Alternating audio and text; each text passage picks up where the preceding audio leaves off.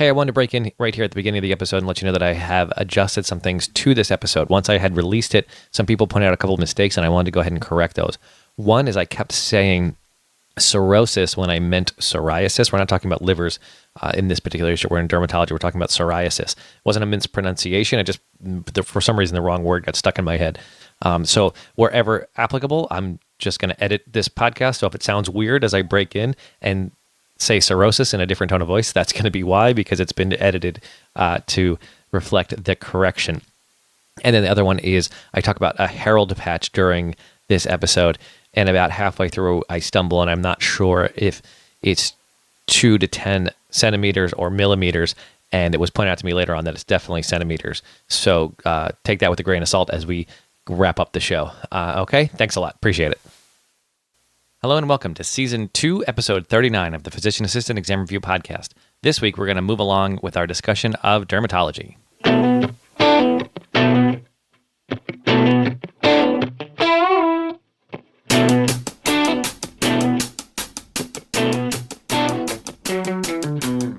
My name is Brian Wallace. I'm the host and creator here at physicianassistantexamreview.com.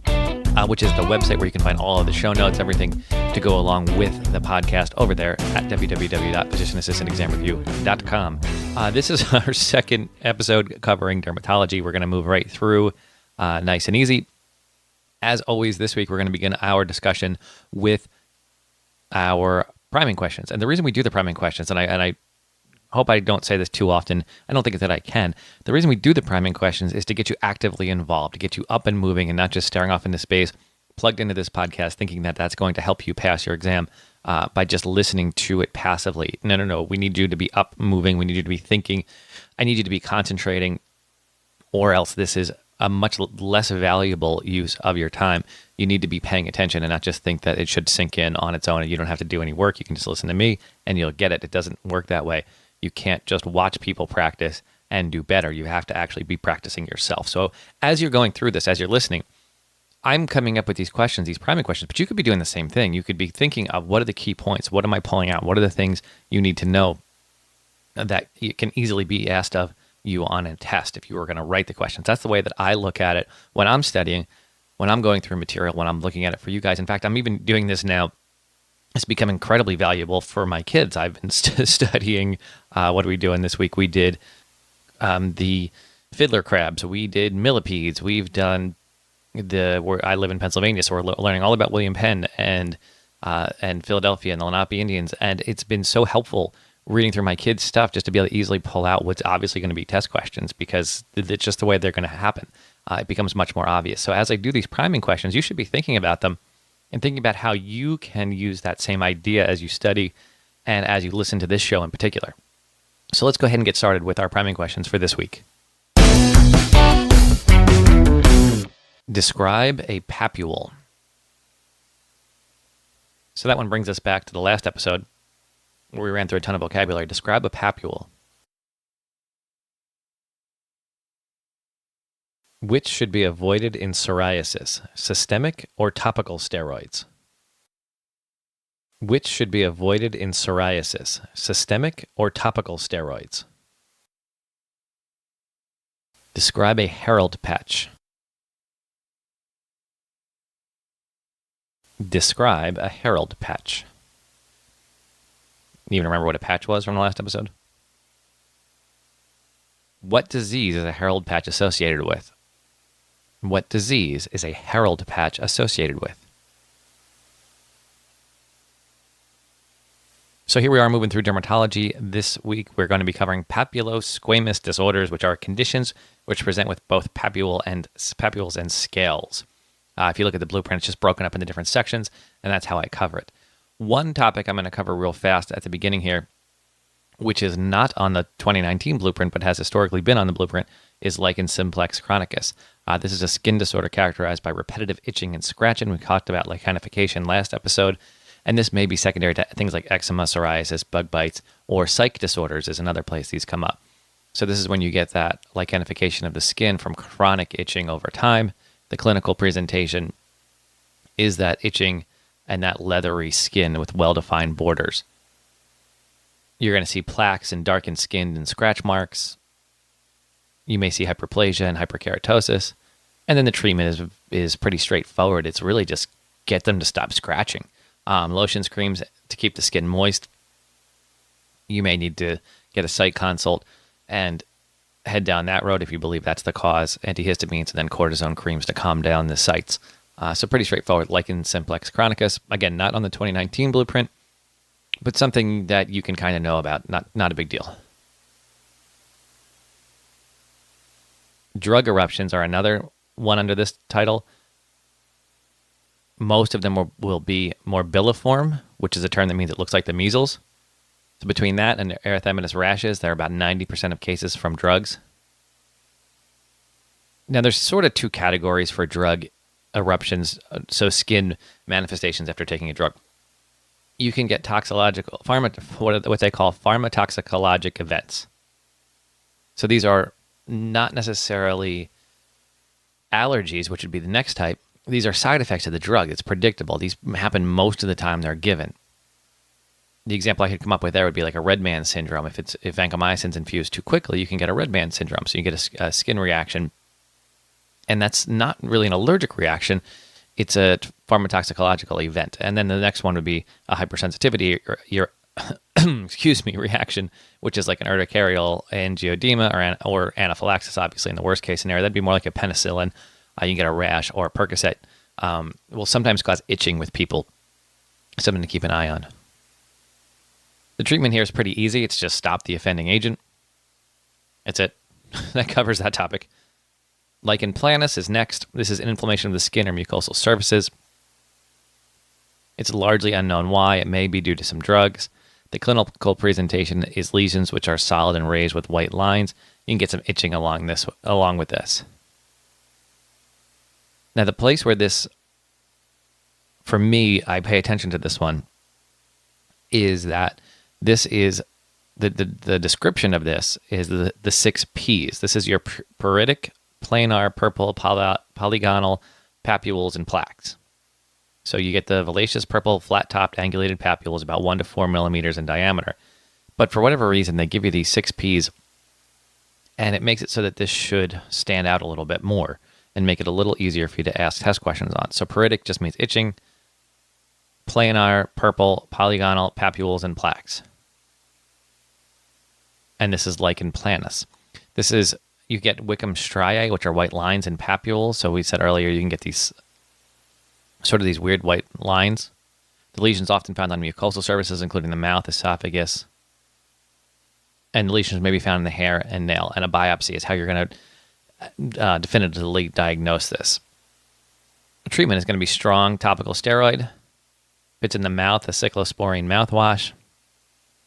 And you may need systemic steroids, and phototherapy is another option on the list. Moving along, pityriasis rosea. The cause here is unknown, however, it's suspected to be viral. More than 60% of patients have a recent history of upper respiratory infection. So it's not a clear connection, but it certainly leads you to think that it could be viral. The clinical presentation is a rash on the upper trunk. 25% of patients will have pruritus. And these are salmon or fawn-colored lesions, and they're maculopapular lesions. Lab studies and physical exam findings, this is where our Herald patch comes in. This is a single raised pink or red plaque measuring 2 to 10 centimeters, most commonly appearing on the abdomen 1 to 2 weeks before the rash breaks out. So they're probably not going to come in for the Herald patch. They get a little pink or red plaque measuring about 10 centimeters. That shouldn't be centimeters. That's got to be millimeters. Hang on. Let me look at that real quick. Okay, I'm back. I can't find it, but it's got to be 2 to 10 millimeters, not centimeters. That just makes sense. And real quick looking I was doing said it often is mistaken for ringworm because it has sort of the same appearance, that Herald patch. So that happens a few weeks before the actual outbreak occurs. Let me just change that quick in the notes. Okay, so the rash usually is on the upper trunk. You use a biopsy to confirm the diagnosis. And again, these are salmon or fawn-colored lesions, and they're maculopapular lesions. The other key term here is the Christmas tree pattern. So this is the lesions tend to follow the natural skin lines, creating the look of a Christmas tree. So if you look at somebody's back and it follows the natural skin lines, it sort of comes out like a kid would draw a Christmas tree. That's where the Christmas tree pattern comes from. And you can sort of link in your head the herald patch and the Christmas tree. I sort of do it through the, what is it? Hark the Herald Angels Sing is the song for one of the Christmas Carol. And a herald is someone who comes before and announcing news, right? That's where that comes from. So a herald patch goes with the Christmas tree pattern, and then somehow you have to link those to pityriasis rosea in your head, but those are the two that go together. And that's probably where you're going to get a test question from, if at all, on this. Treatment, self-limiting, and typically lasts from 3 to 8 weeks. You can use different lotions and antihistamines to help it calm it down and make it feel better, but really it's a self-limiting disease. Psoriasis. I think this is our last one for today. This is a little bit bigger one and a little bit more complicated. This is a chronic condition characterized by thick, red, flaky, scaling skin. There's a genetic component here, and it's believed to be an autoimmune disorder, although it's not 100% clear at this point.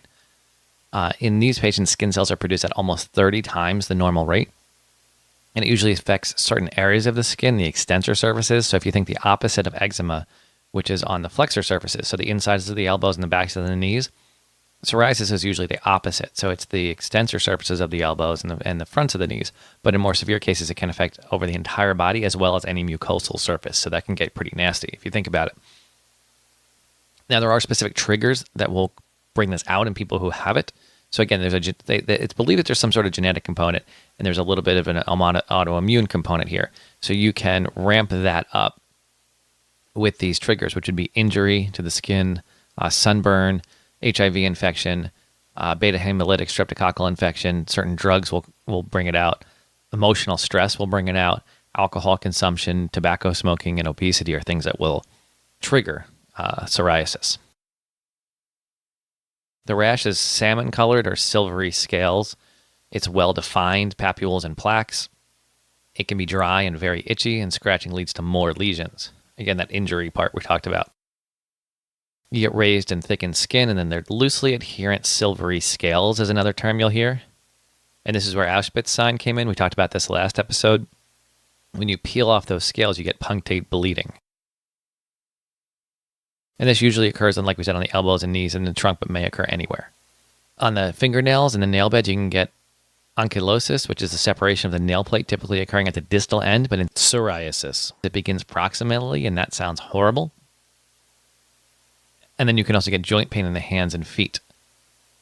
There's a psoriatic arthritic type, which is developed in about 5 to 30% of patients, so you want to watch out for that joint pain. Again, we're talking like this is a skin issue, but it's sort of an autoimmune issue. If you think about all these things, it's more of a spectrum. So we talked earlier about eczema and its relationship to seasonal allergies and asthma, right? So here we have a little bit of a discussion about psoriasis and its skin effects, but also it can wind up causing some arthritis. So these are spectrums of issues. If this is an autoimmune thing, it doesn't only affect the skin, right? It can affect any part of the body. And the arthritic type is what comes up most frequently. The diagnosis here is made clinically. The symptoms and the skin are really pretty obvious when you see it.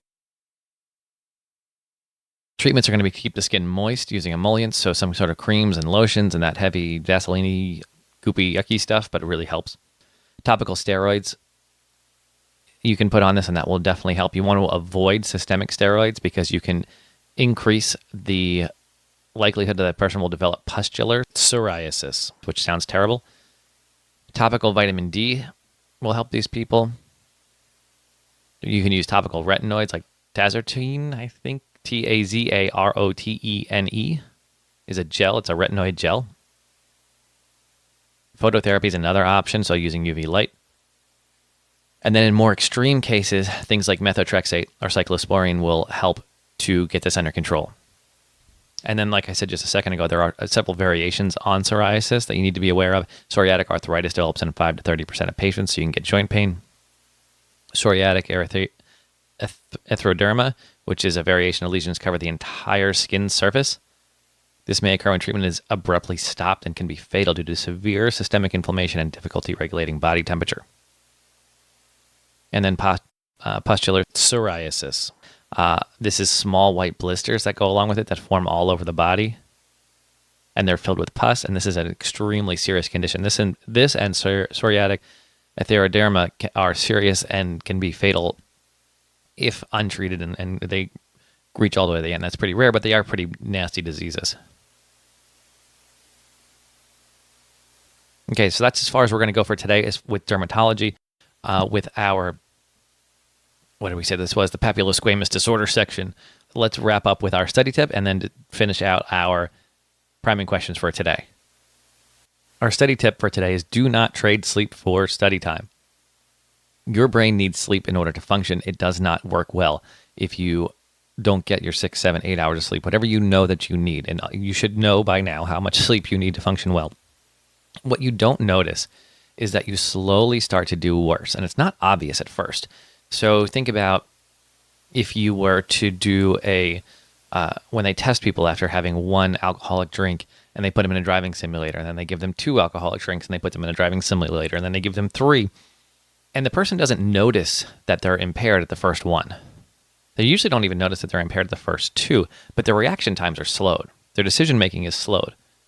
And what I'm saying here, the thing that makes me even more concerned is that the person doesn't even know it. Well, the same thing happens when you don't get enough sleep. You don't even realize it's happening, but your brain is not functioning as well. It's not retaining information as well. It's not focusing as well. So you're getting less done in that time you're trading for sleep. Sometimes you're getting nothing done in that time you're trading for sleep. I've done that lots and lots of times, and I'm sure you have as well.